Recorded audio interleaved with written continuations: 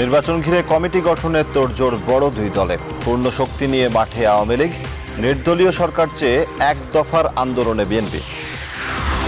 Dozen খানেক রোহিঙ্গা সন্ত্রাসী group ৩৪ ক্যাম্পে মুহিবুল্লাহ হত্যার ঘটনায় আটক এক, আন্তর্জাতিক মানবাধিকার সংগঠনগুলোর ক্ষোভ। প্রথমবারের মতো ৭ বিভাগেও ঢাবির ভর্তি পরীক্ষা, উৎসবমুখর পরিবেশ। শিক্ষকের বরখাস্ত দাবিতে অচল রবীন্দ্র বিশ্ববিদ্যালয়। শর্ত না মানায় বিদেশি চ্যানেলের সম্প্রচার নেই, স্বাগত জানিয়েছে অ্যাটকো। স্বয়ংক্রিয়ভাবে বন্ধ হয়ে যাচ্ছে অবৈধ মোবাইল ফোন সেট। মহামারীকালে বেড়েছে বাল্যবিয়ে, অসংখ্য নারী শিক্ষার্থী ফিরছে না শিক্ষাঙ্গনে, উদ্যোগ নেওয়ার আহ্বান। করোনায় ২৪ ঘন্টায় কমেছে মৃত্যু ও শনাক্ত। অস্বস্তির অপর নাম নিত্যপণ্যের বাজার। মাছ, মাংস, সবজি কেনার হিসেব মেলাতে নাভিশ্বাস ক্রেতাদের, তদারকি বাড়ানোর পরামর্শ। এবং জয় দিয়ে সাফ ফুটবল চ্যাম্পিয়নশিপ শুরু বাংলাদেশের। মালে শ্রীলঙ্কাকে হারালো ১-০ গোলে। শিষ্যদের পারফরমেন্সে খুশি অস্কার বুলজন।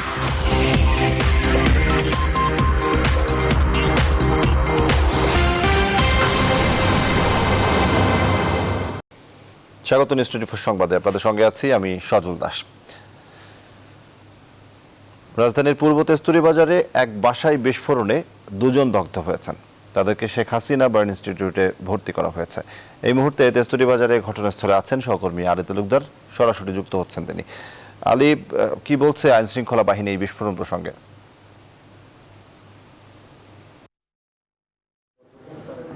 ধন্যবাদ সজল বলছিলেন যে পূর্ব তেস্তুরি বাজারে একটি বিস্ফোরণের ঘটনা ঘটেছে, কিন্তু সেই ঘটনার বিষয় সম্পর্কে আইন শৃঙ্খলা বাহিনী এখন পর্যন্ত গণমাধ্যমের সাথে কথা বলেননি যে আসলে বিস্ফোরণের ঘটনাটি কিভাবে এর সূত্রপাত এবং এর বিস্ফোরণটা কি দ্বারা হয়েছে, বৈদ্যুতিক কোনো সংযোগের বিচ্ছিন্নের কারণে বা কোনো চ্যালেঞ্জার বিস্ফোরণের ঘটনার দ্বারা এই বিস্ফোরণের ঘটনাটি ঘটেছে কিনা, সেই বিষয়গুলো কিন্তু আমরা এখন পর্যন্ত জানতে পারিনি।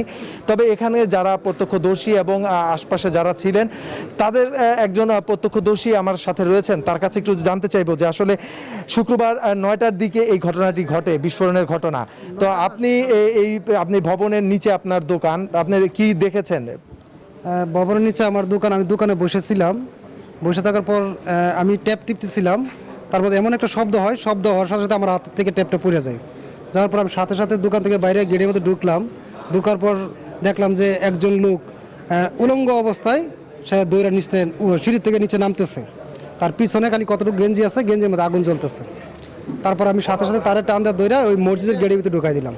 ঢুকাই দেওয়ার পর তারে ঢুকাই দেওয়ার সাথে সাথে আরেকটা লোক দেখলাম আসতেছে, তারও কি অবস্থা, সারা শরীরের মধ্যে আগুনের ফুসকা লেগে আছে। এরপর কি আপনি ভেতরে গেছিলেন? হ্যাঁ, তারপর ওরা দিয়ে আমি আবার ভিতরে ঢুকছি। ঢুকার পর আরেকটা লোক আসছে, তারে আমি আবার এই মসজিদে ঢুকাই দিছি।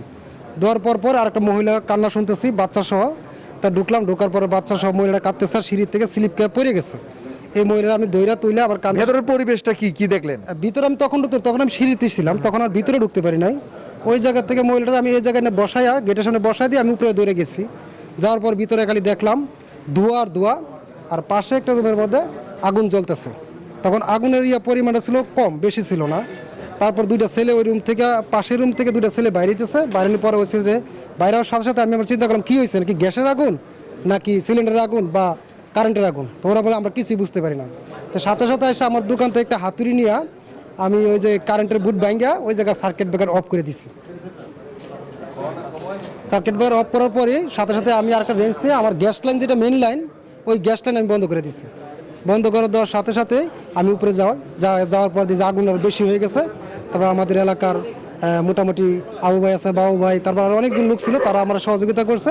আমরা পানির ট্যাঙ্কি থেকে পানি নিয়ে যত কারা থাকতেন এই বাসায় কারা থাকতো, ওই ভাড়াটিয়া ছিল, আমরা ছিলাম বাহিরের লোক। আমি তো নিচে খালি দোকান ভাড়া, আর যারা আসছে আমার সাথে সহযোগিতা তারা কিন্তু এই বাসার ভাড়াটিয়া না, তারা বাহিরের লোক। এর মধ্যে একজন ভাড়াটিয়া, সেটা হচ্ছে আবু ভাই, উনি দোকান থেকে খবর পায় তারপর আসছে। তা আমি পানি মারার সাথে সাথেই আমার সাথে সহযোগিতা অনেকে করছে। তারপর মসজিদ থেকে পাইপ আছে, ওই পানির পাইপ দিয়া নিচ থেকে তারপর ভিতরে আমি ঢুকি। আর কি আপনি বিষয়টা হচ্ছে যে এখানে পরিবার থাকতেন না কোনো ব্যাচেলার? এটা ব্যাচেলার থাকতো এটা, এই ফ্ল্যাটটাই, আর সবই ফ্যামিলি। শুধু একটা ফ্ল্যাটই আজকে দেখলাম আমরা ব্যাচেলার। তাছাড়া কম বেশি সব ফ্ল্যাটে আমি ঢুকি, আমি তো কাজও করি স্যানিটারি। আমি দেখলাম যে আজকে দেখলাম এটা ব্যাচেলার। সজল শুনছিলেন যে আসলে এই ভবনের যেই তিনতলায় এই শুক্রবার 9টার দিকে অগ্নিকাণ্ডের ঘটনাটি ঘটে, সেই ঘটনার মধ্যে পুরো ভবনের মধ্যেই বিভিন্ন ফ্ল্যাটে পরিবার নিয়ে ভাড়া থাকেন, কিন্তু এই যেই অগ্নিকাণ্ডের ঘটনাটি যে ফ্ল্যাটে ঘটেছে তারা ব্যাচেলার, এবং এর মধ্যে যারা 2 জন আহত তারা শেখ হাসিনা বার্ন ইউনিটের ওখানে চিকিৎসাধীন অবস্থায় আছেন। তো এর মধ্যে র্যাব এবং সিআইডির বিভিন্ন কর্মকর্তারা এখানে এসেছেন এবং ফরেন্সিক ডিপার্টমেন্ট বম্ব ডিসপোজাল ইউনিটও এসছেন। তারা দেখছেন যে আসলে ঘটনাটি কিসের দ্বারা ঘটেছে সেই বিষয়গুলো তারা তদন্ত করবেন, পরবর্তীতে আমাদেরকে জানাবেন যে আসলে অগ্নিকাণ্ডের সূত্রপাত বা অগ্নিকাণ্ডটাই কিভাবে ঘটলেন। তো এই ছিল এই পূর্ব তেস্তুরি বাজারের যে বিস্ফোরণের ঘটনার সর্বশেষ খবর। সজল। আলী, আপনাকে অসংখ্য ধন্যবাদ। সহকর্মী আলী তালুকদার রাজধানীর পূর্ব তেস্তুরি বাজার থেকে জানাচ্ছিলেন আমাদেরকে। 2 সপ্তাহের বিদেশ সফর শেষে দেশে ফিরেছেন প্রধানমন্ত্রী শেখ হাসিনা। বাংলাদেশ বিমানের এক বিশেষ ফ্লাইটে শুক্রবার রাত 11:15টায় তিনি রাজধানীর শাহজালাল আন্তর্জাতিক বিমানবন্দরে অবতরণ করেন। এ সময় বিমানবন্দরে মন্ত্রিসভার সদস্য, আওয়ামী লীগের কেন্দ্রীয় নেতৃবৃন্দ, 3 বাহিনীর প্রধান সহ সরকারের উচ্চ পর্যায়ের কর্মকর্তারা প্রধানমন্ত্রীকে স্বাগত জানান। জাতিসংঘের 76তম অধিবেশনে যোগদান উপলক্ষে এই সফর শেষে প্রধানমন্ত্রী বৃহস্পতিবার ওয়াশিংটনের স্থানীয় সময় বিকাল 5:30টায় সফরসঙ্গীদের নিয়ে ঢাকার পথে যাত্রা করেন। পরে শুক্রবার স্থানীয় সময় সকালে ফ্লাইটটি ফিনল্যান্ডের হেলসিঙ্কি ভান্তা আন্তর্জাতিক বিমানবন্দরে অবতরণ করে। হেলসিঙ্কিতে ঘণ্টা 2-এর যাত্রা বিরতির পর ফ্লাইটটি ঢাকার উদ্দেশ্যে রওনা দেয়।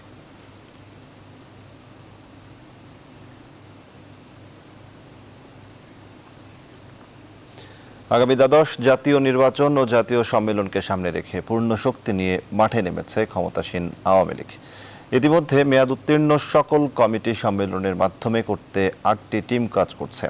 টানা 3 মেয়াদে সরকারের উন্নয়ন প্রচার এবং আগামী নির্বাচনের জন্য ইশতেহার প্রস্তুতি করার সিদ্ধান্ত নিয়েছে আওয়ামী লীগ। নিউজ 24-কে এসব জানান দলটির কেন্দ্রীয় নেতারা। তৌফিক মাহমুদ মুন্নার রিপোর্ট। করোনার কারণে সাংগঠনিকভাবে গেল 1.5 বছর স্থবির সময় পার করেছে আওয়ামী লীগ। করোনা মোকাবেলায় দেশব্যাপী কাজ করেছে মূল সংগঠন সহ দলটির অঙ্গ এবং সহযোগী সংগঠনগুলো। বছরখানেক পর গেল মাসের 9 সেপ্টেম্বর গণভবনে দলীয় সভানেত্রীর সভাপতিত্বে অনুষ্ঠিত হয় ওয়ার্কিং কমিটির বৈঠক। এই বৈঠকেই আগামী নির্বাচন এবং সম্মেলন নিয়ে দিক নির্দেশনা দেন দলীয় প্রধান। আমাদের পক্ষে সম্ভব হয়েছে একটাই কারণে যে আমাদের চলতি বছরের ডিসেম্বরের মধ্যেই সকল পর্যায়ের কমিটি শেষ করতে চায় আওয়ামী লীগ। প্রেস বিজ্ঞপ্তির মাধ্যমে নয়, সকল কমিটি সম্মেলনের মাধ্যমে করার নির্দেশনা দেওয়া হয়েছে। জাতীয় নির্বাচন এখন থেকে মাত্র 2.25 বছর পরে, সুতরাং স্বাভাবিকভাবেই জাতীয় নির্বাচনের প্রস্তুতিও গ্রহণ করার জন্য গত আমাদের সেন্ট্রাল কমিটি মিটিংয়ে সিদ্ধান্ত হয়েছে। আবার সে সঙ্গে আগামী বছরের শেষে আমাদের সম্মেলনও আছে। 8টা টিম গঠিত হয়েছে, টিমগুলি আবার সাব টিম গঠন করেছে এবং আমরা কাজ শুরু করেছি এবং তারই অংশ হিসাবে সেদিন রাজবাড়িতে আমি বর্ধিত সভা করে এসেছি। আমরা এই ব্যাপারে খুব ক্লোজ টাচে আমরা আছি। গঠনতন্ত্রের মধ্যে কার কি বিরুদ্ধে কি অ্যাকশন, সেটা অপরাধের মাত্রা বুঝে নির্ধারণ করা আছে। তারুণ্যকে সামনে রেখেই আগামী নির্বাচনে ইশতেহার প্রস্তুত করতে নির্দেশনা দিয়েছেন দলীয় প্রধান। এক্ষেত্রে তৃণমূলের মতামতকে প্রাধান্য দিতেই হবে আগামীর ইশতেহার। দেশের আর্থসামাজিক অবস্থা, জনগণ মানুষ কি চায়, কোন এলাকার উন্নয়ন চায়, এর উপর ভিত্তি করে নির্বাচনী ইশতেহার করার জন্য একটা সাব কমিটি গঠন করা হচ্ছে এবং সেখানে আমরা আমাদের দেশের যারা প্রথিতযশা অর্থনীতিবিদ আছে, অন্যান্য সমাজ বিজ্ঞানী আছে, তাদেরকে নিয়ে তাদের বিজ্ঞ মতামত আমরা নিব। এই নির্বাচনী ইশতেহারের আগে আমরা প্রত্যেকটা জেলা উপজেলা পর্যায়ে আমাদের তৃণমূল পর্যায়ে নেতাকর্মী সে বৈঠক করে তাদের মতামতটাকে আমরা সংগ্রহ করতে চাই। আমরা সাধারণ মানুষের চিন্তা চেতনা, আমাদের সরকারের বর্তমান কর্মকাণ্ড এবং ভবিষ্যতে তাদের কি চিন্তা আছে সেটাকেও আমরা গুরুত্ব সহকারে বিবেচনা আনতে চাই। চলতি বছরের ডিসেম্বরের মধ্যে সকল কমিটি প্রস্তুত করেই জাতীয় সম্মেলন এবং দ্বাদশ জাতীয় সংসদ নির্বাচনের জন্য সব ধরনের প্রস্তুতি নিয়ে রাখতে চাই ক্ষমতাসীন আওয়ামী লীগ। তৌফিক মাহমুদ মুন্না, নিউজ 24, ঢাকা। নির্দলীয় সরকারের অধীনে ক্ষমতা হস্তান্তরের 1 দফা দাবি নিয়ে মাঠে নামতে যাচ্ছে বিএনপি। অতীত থেকে শিক্ষা নিয়ে বর্তমান সরকারের অধীনে আর কোনো নির্বাচনে না যাওয়ার সিদ্ধান্ত চূড়ান্ত হয়েছে সিরিজ বৈঠকে। এছাড়াও দলকে শক্তিশালী করতে মেয়াদ উত্তীর্ণ কমিটিগুলোকে ভেঙে নতুন কমিটি করছে অঙ্গ ও সহযোগী সংগঠনগুলো। হাইকমান্ড আন্দোলনের রূপরেখা চূড়ান্ত করলেই ডাক আসতে পারে মাঠে নামার। আরও জানাচ্ছেন মারুফা রহমান। বিএনপির সিরিজ বৈঠকের শুরু থেকেই এ নিয়ে রাজনৈতিক অঙ্গনে নানা আলোচনা সমালোচনার ঝড়। নেতাকর্মীরা বলেছেন, তত্ত্বাবধায়ক সরকারের অধীনে নিরপেক্ষ নির্বাচন কিভাবে আদায় করে আনা হবে, মূলত সেটিই ছিল বৈঠকের মুখ্য বিষয়। এছাড়া নিরপেক্ষ ইসি, বেগম খালেদা জিয়ার মুক্তি, নেতাকর্মীদের নামে মামলা প্রত্যাহার সবকিছুই ওই একটি দাবিতেই পূরণ হয়ে যাবে বলে মনে করে তারা। তাই এক দফার আন্দোলনই চূড়ান্ত। এই আওয়ামী সরকারকে সরিয়ে একটি নির্দলীয় নিরপেক্ষ তত্ত্বাবধায়ক সরকার গঠনের জন্য এক দফার আন্দোলন শুরু হবে এবং সেটা রাজপথে জনগণকে নিয়ে এবং সকল রাজনৈতিক দলকে ঐক্যবদ্ধ করে। ক্ষমতা ছাড়ার 15 বছরে 3টি জাতীয় নির্বাচন গেলেও সরকার গঠন তো দূরের কথা, দলটি হারিয়েছে সংসদে বিরোধী দলের আসনও। তাই অতীতের শিক্ষাকে কাজে লাগিয়ে দলের ভেতরকার অসামঞ্জস্যতাও দূর করতে জোর কাজ চলছে বলে জানান সিনিয়র নেতারা। আন্দোলন বলেন, এগুলো তো জেলা লেভেল বা উপজেলা লেভেল বা শহর লেভেল আপনার নেতাকর্মীদের ছাড়া তো সম্ভব হবে না। আমরা আন্দোলন করব, আন্দোলন অর্থ এই না যে আমরা আগুন দেব, অগ্নিসংযোগ করব, আপনার দোকান লুট করব বা মারামারি করব, গোলাগুলি করব, তা না।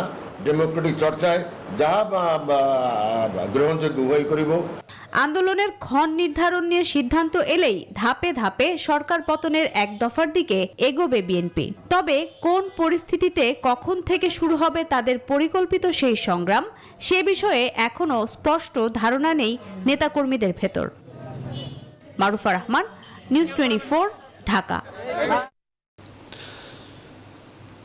বর্তমান সরকারের অধীনে কোনো নির্বাচনে অংশ নেবে না বিএনপি। নারায়ণগঞ্জ সিটি কর্পোরেশন নির্বাচনের বিষয়ে এখনো সিদ্ধান্ত হয়নি বলে জানিয়েছেন দলটির মহাসচিব মির্জা ফখরুল ইসলাম আলমগীর।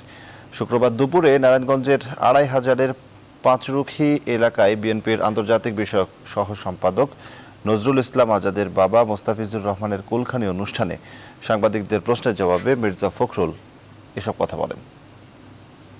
আমরা এই সরকারের অধীনে আমরা এখন নির্বাচনে যাব না, যদি না একটি নির্বাচনকালীন সময় একটি নিরপেক্ষ তত্ত্বাবধায়ক সরকার আপনার প্রতিষ্ঠা করা হয়, যার অধীনে নির্বাচন হতে পারে এবং একই সঙ্গে নির্বাচন কমিশনকেও সম্পূর্ণভাবে সকলের কাছে গ্রহণযোগ্য একটি নির্বাচন কমিশন তৈরি করতে হবে। স্থানীয় সরকার নির্বাচনগুলোতে আমরা অংশগ্রহণ করছি না দলীয়ভাবে।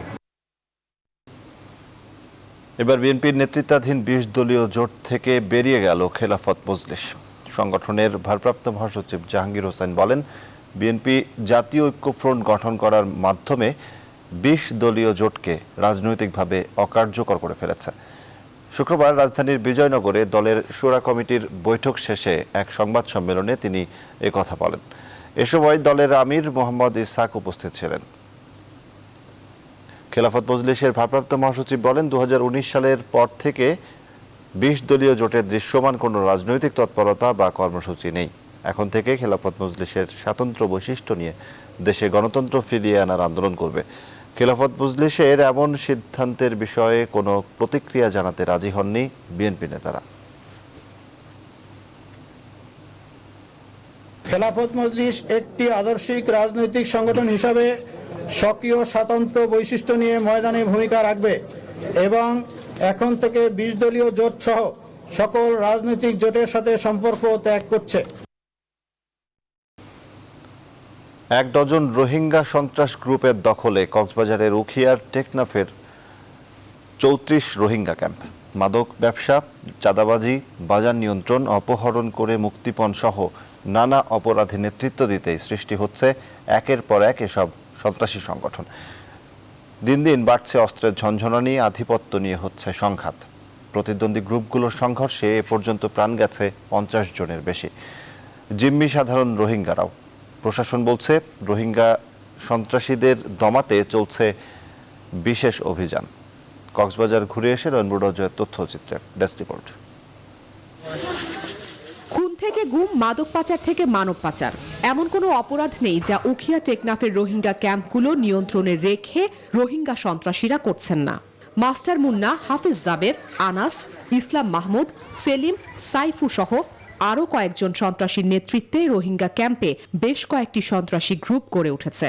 বিরোধেও জড়িয়ে পড়ছেন একে অন্যের সাথে। শুধু হাকিম ডাকাত, মাস্টার মুন্না বা আনাস মাহাদ নয়, এরকম 1 ডজন সন্ত্রাসী বাহিনী নিয়ন্ত্রণ করছে 34টি রোহিঙ্গা ক্যাম্প। আর এই ক্যাম্প নিয়ন্ত্রণে নিতেই হচ্ছে সংঘাত, ঝরছে প্রাণ। আতঙ্কে রয়েছে সাধারণ রোহিঙ্গারা, চান শান্তি। হরিয়ার মানুষ কেন মানুষ নদীর তেলিন এক এলাকার মানুষও নয়, মনে করো আর আরকান স্টেটের 12-14 17 পর্যন্ত টন আছে, 17 টনের মানুষই নিয়ে বুঝে নিয়ে তেমন মধ্যে শান্তি নাই। তো রাতের আওয়াজ হলে গুলির আওয়াজ হয়। দিনের আলো যেমন তেমন রাত হলেই রোহিঙ্গা ক্যাম্পের নিয়ন্ত্রণ চলে যায় রোহিঙ্গা সন্ত্রাসীদের হাতে।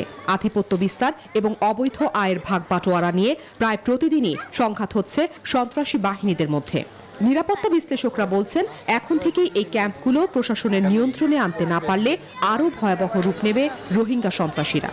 আমাদের এতদিনের অর্জিত রোহিঙ্গাদের আশ্রয়ের মাধ্যমে বাংলাদেশ যে সুনাম অর্জন করেছে, ক্যাম্পের নিরাপত্তা ব্যবস্থা এতদিন আমরা যেটা মনে করেছি নিশ্চিদ্র, সেটার উপরে কিন্তু বিরাট একটা প্রশ্নবোধক চিহ্ন দেখা দেবে। সুতরাং আইন শৃঙ্খলা রক্ষাকারী বাহিনীকে এখনই সজাগ হতে হবে। প্রশাসন বলছে, যৌথ বাহিনী নিয়মিত টহলের পাশাপাশি সন্ত্রাসীদের খুঁজতে মাঠে রয়েছেন তারা। আমাদের এপিবিএন পুলিশের পাশাপাশি কিন্তু জেলা পুলিশ এখানে আছে, র্যাব আছে, এখানে সেনাবাহিনী কিন্তু রাতের বেলা এখানে কাজ করে যাচ্ছে। তো আমার মনে হয় যে খুব সুন্দর একটা ব্যবস্থা কিন্তু রাতের বেলার জন্য এখানে আছে। আধিপত্য নিয়ে রোহিঙ্গাদের অন্তর্কোন্দলে সম্প্রতি প্রাণ গেল রোহিঙ্গা নেতা মহিবুল্লাহর। রোহিঙ্গারা বাংলাদেশে আশ্রয় নেওয়ার পর 1 বছর নীরব থাকলেও যত দিন যাচ্ছে রোহিঙ্গা ক্যাম্পগুলোতে অপরাধ বাড়ছেই। Desk report, news 24। কক্সবাজারের রোহিঙ্গা নেতা মোহাম্মদ মুহিবুল্লাহকে হত্যার ঘটনায় জড়িত সন্দেহে একজনকে আটকের কথা জানিয়েছে আর্মড পুলিশ ব্যাটালিয়ন। শুক্রবার বেলা 11টার দিকে উখিয়া উপজেলার কুতুপালংয়ের লম্বাসিয়া ক্যাম্পের এপিবিএন সদস্যরা ওই রোহিঙ্গাকে আটক করে। তাৎক্ষণিকভাবে আটক ব্যক্তির নাম পরিচয় জানায়নি পুলিশ, তাকে জিজ্ঞাসাবাদ করা হচ্ছে। 48 বছর বয়সী Muhibullah Arakan Rohingya society piece for human rights নামের সংগঠনের চেয়ারম্যান ছিলেন। বুধবার রাতে লম্বাসিয়ার রোহিঙ্গা ক্যাম্পে তাকে গুলি করে হত্যা করা হয়। এই হত্যার ঘটনায় অজ্ঞাত 20 থেকে 25 জনকে আসামি করে মামলা করে মুহিবুল্লাহর পরিবার। তাদের দাবি, আধিপত্যের জেরেই এই হত্যাকাণ্ড। এখনও থমথমে রোহিঙ্গা ক্যাম্পগুলোর পরিবেশ, বাড়ানো হয়েছে নিরাপত্তা ব্যবস্থা। রোহিঙ্গা নেতা মুহিবুল্লাহ হত্যার ঘটনায় উদ্বেগ প্রকাশ করেছেন বিভিন্ন পশ্চিমা দেশের রাষ্ট্রদূত ও আন্তর্জাতিক মানবাধিকার সংস্থাগুলো। নিহত নেতার শোকাহত পরিবার ও রোহিঙ্গা জনগোষ্ঠীর প্রতি সমবেদনা জানানোর পাশাপাশি সুষ্ঠু তদন্তের মাধ্যমে হত্যায় জড়িতদের বিচারের আওতায় আনার দাবি জানিয়েছেন তারা। নাহিদ জিহানের ডেস্ক রিপোর্ট। রোহিঙ্গা নেতা মহিবুল্লাহ হত্যাকাণ্ডে টুইট বার্তায় শোক প্রকাশ করেছেন ঢাকায় নিযুক্ত মার্কিন রাষ্ট্রদূত আর্ল মিলার, বাংলাদেশে নিযুক্ত British high commissioner Robert Chatterton Dickson, বাংলাদেশের নেদারল্যান্ডসের রাষ্ট্রদূত আন্নে গেরার্ড ভেন লিউইন সহ আর অনেকে। এছাড়া যুক্তরাষ্ট্রের পররাষ্ট্র মন্ত্রণালয়ের এক বিবৃতিতে এই হত্যাকাণ্ডের পূর্ণাঙ্গ ও স্বচ্ছ তদন্তের আহ্বান জানানো হয়েছে। টুইট বার্তায় শোক জানিয়েছেন মার্কিন পররাষ্ট্রমন্ত্রী অ্যান্টনি ব্লিংকেন। এছাড়াও আন্তর্জাতিক মানবাধিকার সংগঠন amnesty international, human rights watch, জাতিসংঘের শরণার্থী সংস্থা UNHCR নিজেদের বিবৃতিতে জানিয়েছে, মুহিবুল্লাহ হত্যার ঘটনা পুরো রোহিঙ্গা জনগোষ্ঠীর মধ্যে আতঙ্ক সৃষ্টি করেছে। আর এই হত্যাকাণ্ডের তদন্ত করে দোষীদের ন্যায় বিচারের মুখোমুখি করাই এখন বাংলাদেশ সরকারের দায়িত্ব। 2019 সালে তৎকালীন মার্কিন প্রেসিডেন্ট ডোনাল্ড ট্রাম্পের সাথে সাক্ষাৎ করেছিলেন আরাকান রোহিঙ্গা সোসাইটির চেয়ারম্যান মহিবুল্লাহ। এর আগেও রোহিঙ্গাদের প্রতিনিধিত্ব করেছিলেন জেনেভায় জাতিসংঘ মানবাধিকার সংস্থায়। রোহিঙ্গা সংকট নিয়ে বিদেশিদের সঙ্গে যোগাযোগে তিনি ছিলেন অন্যদের চেয়েও অনেক এগিয়ে। নাহিদ সিহান, নিউজ 24। এক আসনের বিপরীতে 65 জনের প্রতিদ্বন্দ্বিতার ভেতর দিয়ে শেষ হলো ঢাকা বিশ্ববিদ্যালয়ের ক ইউনিটের ভর্তি পরীক্ষা। পরীক্ষার পরিবেশ সুষ্ঠু ছিল এমন দাবি করে বিশ্ববিদ্যালয়ের উপাচার্য স্বাস্থ্যবিধি পালনে আগামী পরীক্ষাগুলোয় ক্যাম্পাসে ভিড় না জমানোর অনুরোধ রেখেছেন অভিভাবকদের প্রতি। আর সুষ্ঠুভাবে পরীক্ষা দিতে পেরে উচ্ছ্বাস প্রকাশ করেন শিক্ষার্থীরা। বিভাগীয় ব্যুরো প্রতিনিধিদের সাথে নিয়ে বিস্তারিত জানাচ্ছেন তৌহিদ শান্ত। অনেক দিন পর 1.5 বছরেরও বেশি সময় পার হয়েছে, এমন ভিড় জমেনি এই কার্জন হলে, এই কলা ভবনে। ক ইউনিটের ভর্তি পরীক্ষায় ভর্তি ইচ্ছুকদের এমন মেলায় যেন প্রাণ ফিরে পায় ঢাকা বিশ্ববিদ্যালয়। 2020-21 সেশনে এই ইউনিটে মোট আসন 1815, আবেদনকারীর সংখ্যা প্রায় 1,18,000। 1.5 ঘন্টার পরীক্ষা শুরু হয় বেলা 11টায়। অযথা যে ভিড় করানোর যে একটি সংস্কৃতি আমাদের আগে ছিল, এখন এই উদ্ভূত পরিস্থিতিতে সেটি যেন না করি, যে কোনো ক্রমেই কোনো যেন জালিয়াতি চক্র, কোনো অসাধু চক্র তাদের খপ্পরে কেউ না পড়ে, কোনো ধরনের গুজবে কান না দেয় এবং যথেষ্টভাবে সচেতন থেকে কোনো ধরনের অসাধু পন্থায় কেউ যেন জড়িত না হয়। অনেকদিন পর এমন পরীক্ষা, এমন উপস্থিতি, সন্তান এবং বাবা মা দুপক্ষই উৎফুল্ল। শিক্ষার্থীরা যারা আছে তারা যদি ইউনিভার্সিটিতে আসে এবং কলেজ ইউনিভার্সিটি খুলে দেওয়া হয়, তাহলে মোটামুটি তারা নতুন করে আবার নতুন উদ্যমে পড়াশোনা করে তারা সামনে এগিয়ে আসবে। এতদিন পরীক্ষা দিই নাই, হঠাৎ করে পরীক্ষা দিতেছি, মানে অন্যরকম একটা ভালো লাগা কাজ করে নাই, মানে খারাপ লাগা না, নরমালি লাগতেছে। ওর প্রস্তুতি ছিল, বাট দেশে করোনা পরিস্থিতির কারণে অনেক ক্ষেত্রে ব্যাঘাত ঘটছে, প্লাস অটোপাসের কারণে ছেলেমেয়েদের রেজাল্টেরও একটা তফাৎ আসছে। সো যেই কারণে হচ্ছে কি আমাদের অ্যাডমিশনটা এবার বরাবরের মতোই কঠিন হচ্ছে অন্যবারের তুলনায়। এবার দেখা যাক কি হয়। এবার প্রথমবারের মতো দেশের আরো 7টি পাবলিক বিশ্ববিদ্যালয় একযোগে অনুষ্ঠিত হচ্ছে এই ভর্তি পরীক্ষা।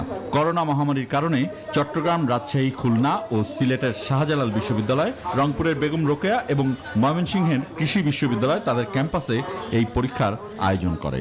রাজশাহীতে সিট পড়েছে, রাজশাহীতে আমাদের আজকে শাখা ছিল, সেক্ষেত্রে এটা একটা বেনিফিট বললে চলে। পরীক্ষার প্রবেশ অনেক ভালোই ছিল, সুস্থ সুন্দর পরিবেশ। 2020-21 শিক্ষাবর্ষে ঢাকা বিশ্ববিদ্যালয়ের সব ইউনিট মিলিয়ে ভর্তি পরীক্ষায় অংশ নিচ্ছে 3,24,340 জন শিক্ষার্থী। তৌহিদ শান্ত, নিউজ 24, ঢাকা। এদিকে সিরাজগঞ্জের রবীন্দ্র বিশ্ববিদ্যালয়ের প্রশাসনিক ভবনে তালা দিয়েছেন আন্দোলনরত শিক্ষার্থীরা। তাদের দাবি, 14 শিক্ষার্থীর মাথার চুল কেটে দেওয়ার ঘটনায় অভিযুক্ত শিক্ষক ফারহানা ইয়াসমিন বাতেনকে স্থায়ীভাবে বহিষ্কারের। এর আগে সাংস্কৃতিক ঐতিহ্য ও বাংলাদেশ অধ্যয়ন বিভাগের ওই শিক্ষিকাকে সাময়িক বরখাস্ত করে কর্তৃপক্ষ। বিশ্ববিদ্যালয়ের একাডেমিক ও প্রশাসনিক কর্মকাণ্ড বন্ধ রাখার ঘোষণা আসে। পাশাপাশি স্থগিত করা হয় সব পরীক্ষাও। বৃহস্পতিবার রাত 8টায় অনুষ্ঠিত বিশ্ববিদ্যালয়ের 16তম সিন্ডিকেট সভায় এই সিদ্ধান্ত নেওয়া হয়। বিশ্ববিদ্যালয় বিজ্ঞপ্তিতে বলা হয়েছে, তদন্ত কমিটির সুপারিশে বিশ্ববিদ্যালয়ের আইনে সাময়িক বরখাস্তকৃত শিক্ষকের বিরুদ্ধে চূড়ান্ত সিদ্ধান্ত নেওয়া হবে।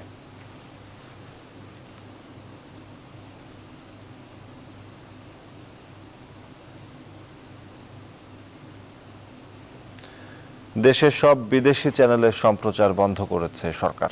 তথ্য মন্ত্রণালয়ের নির্দেশনায় যা বাস্তবায়ন করছে কেবল অপারেটররা। এমন কার্যক্রমকে স্বাগত জানিয়েছে টেলিভিশন চ্যানেল ওনার্স অ্যাসোসিয়েশন, অ্যাটকো এবং ব্রডকাস্ট জার্নালিস্ট সেন্টার, বিজেসি। এর মাধ্যমে দেশের হাজার কোটি টাকার টেলিভিশন শিল্প লাভবান হবে বলে মনে করে তারা। লাবুন রহমানের রিপোর্ট। বন্ধুত্বের হাত।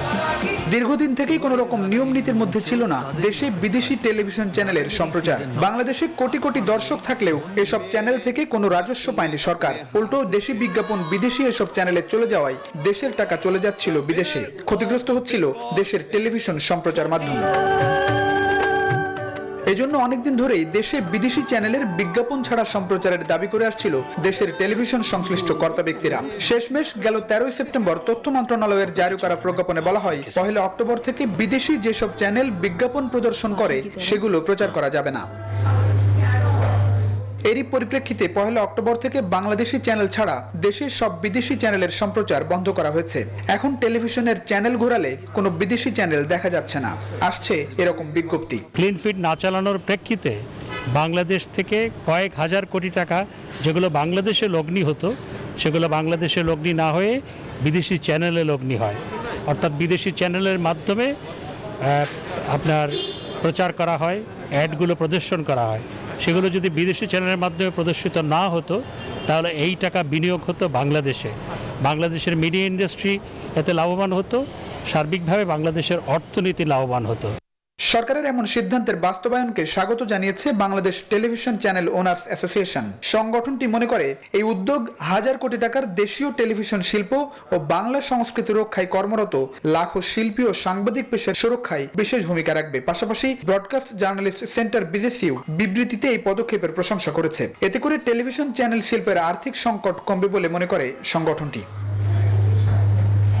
বেসরকারি সব চ্যানেলের অনিয়ম পর্যবেক্ষণে শুক্রবার থেকে মোবাইল কোর্ট পরিচালনা শুরু হয়েছে, যেখানে আইনের ব্যত্যয় হলে নেওয়া হচ্ছে ব্যবস্থা।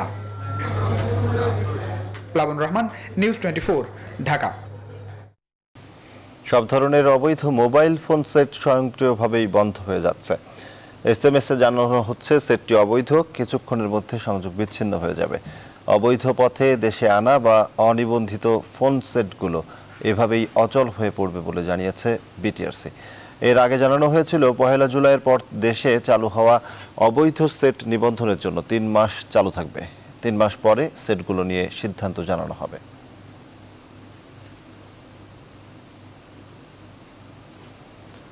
সাফ চ্যাম্পিয়নশিপের খবর। জয় দিয়ে সাফ মিশন শুরু হলো বাংলাদেশের। তপু বর্মনের একমাত্র গোলে প্রথম ম্যাচে শ্রীলঙ্কাকে হারিয়ে মাঠ ছেড়েছে তারা। পুরো ম্যাচে প্রতিপক্ষের উপর প্রভাব বিস্তার করে খেললেও গোলের সুযোগ কাজে লাগাতে পারেনি অস্কারের শিষ্যরা। 4 অক্টোবর ভারতের বিপক্ষে দ্বিতীয় ম্যাচ জামাল ভুঁইয়াদের। মালদ্বীপ থেকে মাহফুজুল ইসলামের রিপোর্ট। লঙ্কানদের বিপক্ষে অতীত পরিসংখ্যান আর র্যাঙ্কিংয়ের বাস্তবতায় এগিয়ে থেকে ম্যাচ শুরু জামালদের। প্রথম 15 মিনিট বল ধরে রেখে প্রতিপক্ষের উপর ব্যাপক প্রভাব বিস্তার করে খেলে জামালরা। লঙ্কানদের বারে বাংলাদেশের প্রথম অফ টার্গেট শট ম্যাচের 22 মিনিটে। ম্যাচের 38 ও 39 মিনিটে বাংলাদেশের বারে প্রথমবারের মতো পরপর দুটি অফ টার্গেট শট নেয় শ্রীলঙ্কা। ম্যাচের 40 মিনিটে দারুণ সুযোগ কাজে লাগাতে ব্যর্থ হয় বাংলাদেশ। রাকিবের ক্রস ঠিকমতো ফিনিশিং দিতে ব্যর্থ হন জুয়েল।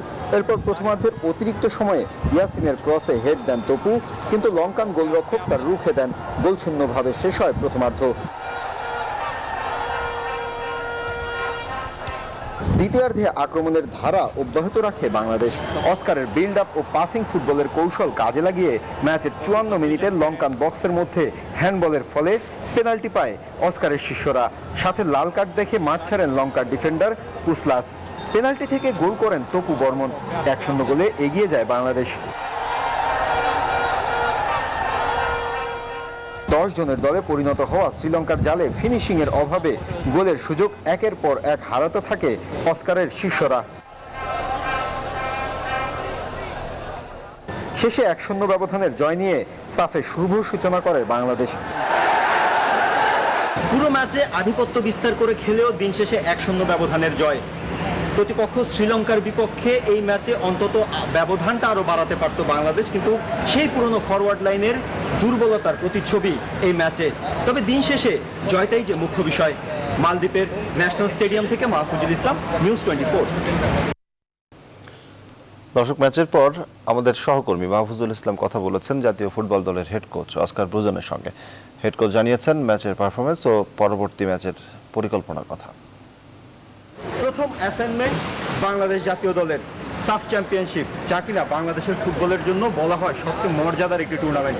অস্কার ব্রুজন আমাদের সঙ্গে, যিনি দীর্ঘদিন উপমহাদেশের ফুটবল সম্পর্কে ভালোভাবেই জানেন, এখানে কাজ করছেন দীর্ঘদিন এবং একই সঙ্গে বাংলাদেশের বড় ক্লাব বসুন্ধরা কিংসের 3 বছর ধরে দায়িত্বে আছেন। অস্কার ব্রুজনের সঙ্গে কথা বলবো আজকের এই জয়টা নিয়ে তিনি কি ভাবছেন। Oscar, first of all congratulation, first assignment, first match for national team and first win. What do you feeling? Absolutely satisfied for sure. The first thing is the result. দলের আজকের পারফরমেন্সে আমি খুশি। পরিকল্পনা মতো খেলেছে ছেলেরা। ব্যবধান বাড়তে পারত, কিন্তু দিন শেষে যে জয়টাই বড় কথা। শ্রীলঙ্কা ভালো দল এবং তারা মাঠেও ভালো খেলেছে। I'm absolutely satisfied with the performance, but what is more important is that the performance was enough effective together.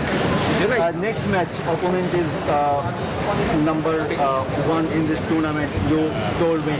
So what do you think about the next match? What do you think about opponent? Well, as they are the team resting in the first game day. ভারতের বিপক্ষে আমাদের সুযোগ থাকবে এবং ম্যাচটি কিন্তু হবে 50-50। তারা নিঃসন্দেহে এই টুর্নামেন্টেও এগিয়ে এবং তারা ফেভারিটও। তবে আমরা পয়েন্টের জন্যই মাঠে নামবো। অস্কার ব্রুজন যেমনটা বলছিলেন, ম্যাচটা হবে 50-50 ভারতের বিপক্ষে। তবে দিন শেষে বাংলাদেশের ফুটবলারদের মাঠে ভালো পারফর্ম করতে হবে, কোচের কৌশল অনুযায়ী খেলতে হবে এবং প্রতিপক্ষকে রিড করতে হবে, যা কিনা অস্কারের কৌশল। মালদ্বীপের মালে থেকে মাহফুজুল ইসলাম, নিউজ 24। সড়ক পরিবহন ও সেতুমন্ত্রী ওবায়দুল কাদের বলেছেন, নদীর নাব্য ধরে রাখতে সরকার দৌলতদিয়া পাটুরিয়ায় ব্রিজ না করে টানেল করার পরিকল্পনা করছে। মন্ত্রী জানান, শুধু রাস্তা নির্মাণ করলেই হবে না, তার সঠিক রক্ষণাবেক্ষণ করাটাও জরুরি। শুক্রবার সকালে রাজধানীর ইঞ্জিনিয়ার্স ইনস্টিটিউট অব বাংলাদেশ IEB-তে এক সেমিনারে এসব কথা বলেন তিনি। এমনিতেই নাব্যতা নেই নদী, সেতু যত নির্মাণ করবেন নাব্যতা তত আরাম। দৌলতদিয়া থেকে পাটুরিয়া সেটা আমরা টানেল নির্মাণের চিন্তা ভাবনা, এবং ওইদিকে জামালপুরের দেওয়ানগঞ্জ থেকে গাইবান্ধার ফুলছড়ি পর্যন্ত আরেকটা টানেল নির্মাণ করারও পরিকল্পনা আমাদের রয়েছে। সিরাজগঞ্জ ৬ আসনের উপনির্বাচনকে কেন্দ্র করে সরগরম হয়ে উঠেছে স্থানীয় আওয়ামী লীগের রাজনীতি। সভা সমাবেশ, মিছিল, মিটিং ও গণসংযোগ শুরু করেছে দলটির নৌকা প্রতীকের মনোনয়ন প্রত্যাশীরা। তবে নির্বাচনকে কেন্দ্র করে নীরব রয়েছে দেশের প্রধান বিরোধী রাজনৈতিক দল বিএনপির স্থানীয় নেতাকর্মীরা। সিরাজগঞ্জ থেকে আতিকুর রহমানের তথ্য চিত্রে ডেস্ক রিপোর্ট। গত ২ সেপ্টেম্বর সিরাজগঞ্জ ৬ শাহজাদপুর আসনের এমপি, সাবেক শিল্প উপমন্ত্রী ও শাহজাদপুর উপজেলা আওয়ামী লীগের সভাপতি মুক্তিযোদ্ধা আলহাজ মোহাম্মদ হাসিবুর রহমান স্বপন মারা যান। তার মৃত্যুর পর শাহজাদপুর ৬ আসনটি শূন্য ঘোষণা করা হয়। আসন্ন উপনির্বাচনের তফসিল ঘোষণার পর থেকে সম্ভাব্য প্রার্থীরা নিজ নিজ অবস্থানের জানান দিতে শুরু করেন। এর মধ্যে বেশি আলোচনায় রয়েছেন যুবলীগ কেন্দ্রীয় কমিটির সদস্য, মিল্ক ভিটার সাবেক পরিচালক ডক্টর সাজ্জাদ হায়দার লিটন। নৌকার মাঝি হবার দৃঢ় মনোবল নিয়ে নিজ নির্বাচনী এলাকার প্রচারণাও শুরু করেছেন তিনি। আমাকে যদি দায়িত্ব দেওয়া হয়, আমাকে যদি নমিনেটেড করা হয়, যদি আমি জাতীয় সংসদ সদস্য হয়ে আসতে পারি, আমি অবশ্যই প্রথমেই আমার 3টি জিনিস বেছে নিব। সরকারের সহযোগিতা এবং আমার ব্যক্তিগত সহযোগিতার মাধ্যমে এই নদী ভাঙন কবলিত এলাকায় কাজ করার জন্য আমি বোধহয় একটি বড় সুযোগ পেতে পারি যদি আমাকে দায়িত্ব দেওয়া হয়। নির্বাচনে ভোটাররা বলছেন, যারা যোগ্য প্রার্থী, সৎ জনগণের জন্য পাশে থাকবেন, তাদেরকেই যেন নৌকা প্রতীক দেওয়া হয়। আমরা চাই সৎ একজন নির্ভীক ভালো ব্যক্তি, আমাদের শান্তির জন্য এমন একটা লোক চাই যাতে কোনো গোলমাল এবং গ্যালজাম না হয় শাহজাদপুর। আগামী ২ নভেম্বর অনুষ্ঠিত হবে সিরাজগঞ্জ ৬ শাহজাদপুর আসনের উপনির্বাচন। Desk report, news 24। এবারে করোনা আপডেট। ২৪ ঘন্টায় আগের দিনের চেয়ে করোনায় মৃত্যু ও শনাক্ত দুটোই কমেছে। নতুন করে শনাক্ত হয়েছেন ৮৪৭ জন, যা বৃহস্পতিবার ছিল ৮৬০ জন। ২৪ ঘন্টায় মারা গেছেন ২১ জন। রোগী শনাক্তের হার ৩.৪৩%। ২১ জনকে নিয়ে দেশে সরকারি হিসেবে এখন পর্যন্ত মারা গেলেন ২৭,৫৩১ জন। মোট শনাক্ত হলেন ১৫,৫৬,৭৫৮ জন। ২৪ ঘন্টায় করোনা থেকে সুস্থ হয়েছেন ৯৬০ জন। এ নিয়ে মোট সুস্থ হলেন ১৫,১৬,৯০১ জন।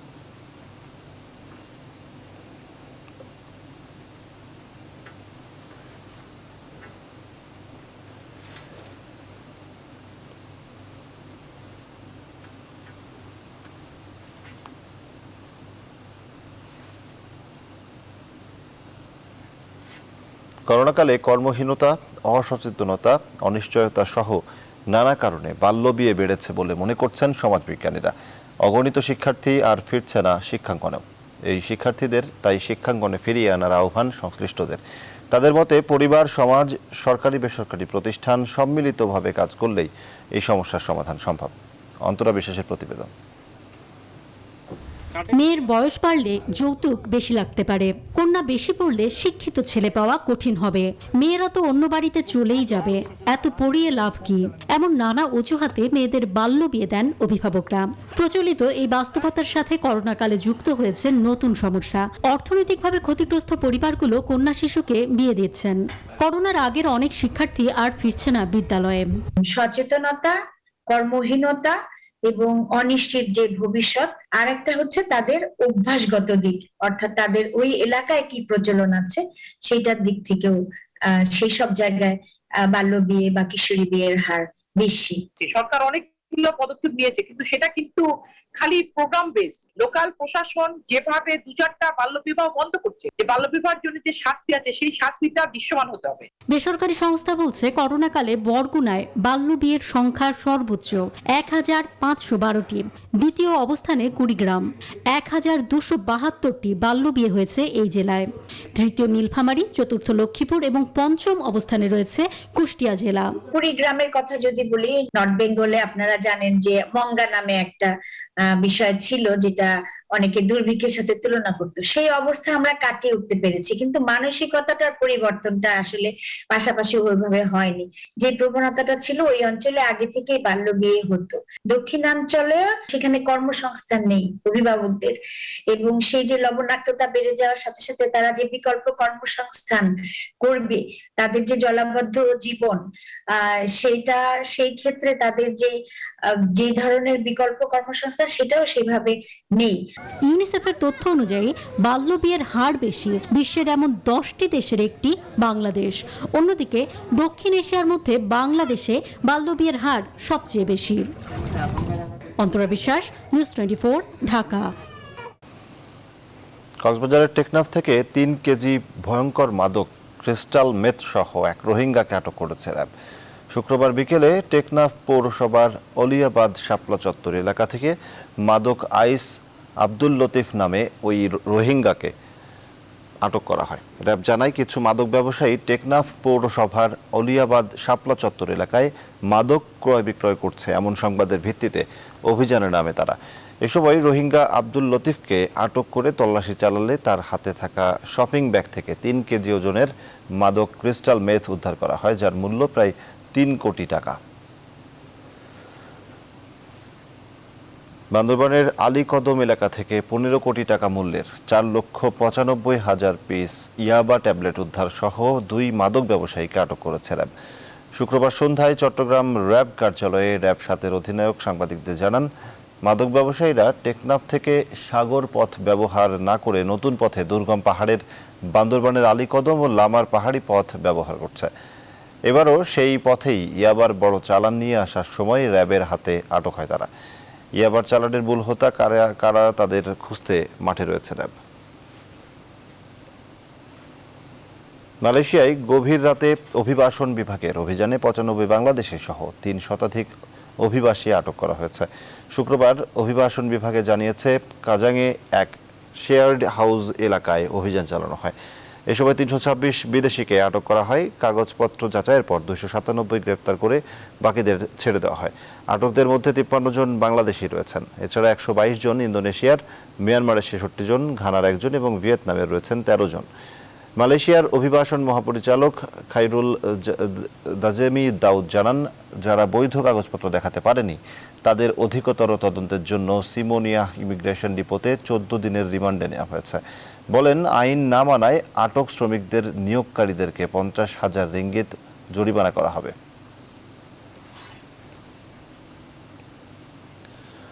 এবারে ফার্স্ট সিকিউরিটি ইসলামী ব্যাংক অর্থ বাণিজ্য সংবাদ।